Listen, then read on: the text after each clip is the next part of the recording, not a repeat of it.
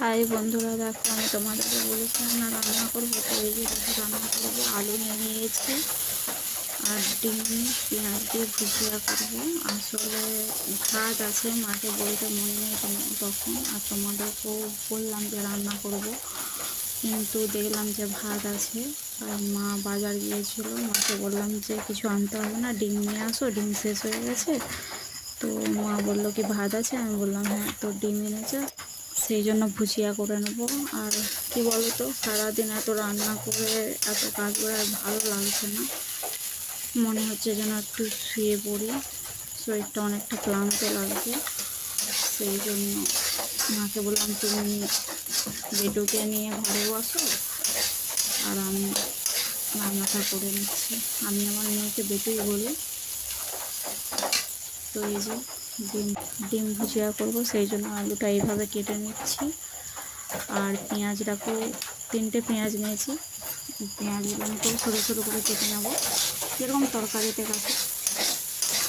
কে কে ডিমের ভুজিয়া খেতে ভালোবাসে জানি, আমার তো ভালো লাগে, মুড়ি দিয়ে খেতেও ভালো লাগে, আর ভাত জল দেওয়া ভাত দিয়ে খেতেও ভালো লাগে। আমাদের বাড়ি সকলেই পছন্দ করে।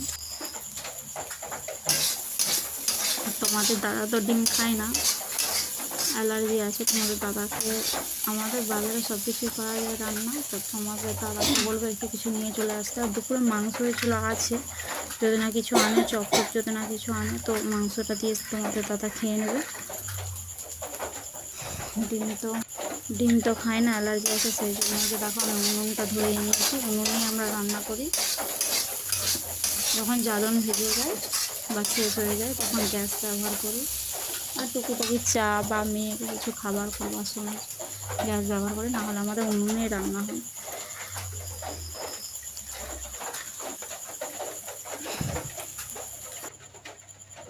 তো এই যে দেখো তেল ঢেলে নিলাম,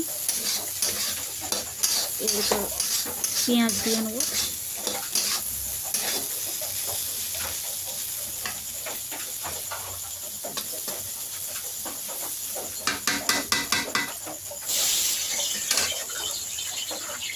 পেঁয়াজ দিয়ে আলু দিয়ে ডিমটা দিয়ে নেবো, তারপর হয়ে গেলে নামিয়ে নেবো। আর বৃষ্টি হওয়ার কথা বলছিলাম না তোমাদেরকে, বৃষ্টি তো শুরু হয়ে গেছে, ঝমঝম করে বৃষ্টি হয়ে যাচ্ছে।